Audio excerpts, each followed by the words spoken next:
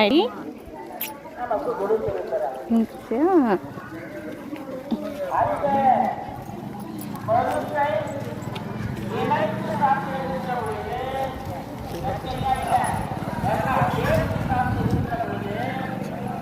நாம நிலைவாழ்வை பெறுவோம் என்று சொல்லுகிறார்.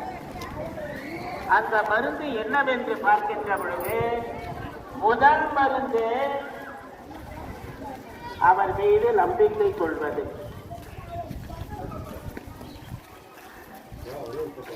என்னை நம்புகிறவன் நிலைப்பாடு கொண்டுள்ளான்.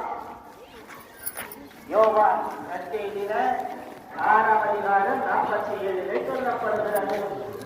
என்னை நம்புகிறவன் நிலைப்பாடு கொண்டுள்ளான் என்று சொல்லப்படுகிறது. இதற்கு உதாரணத்தை நம்ம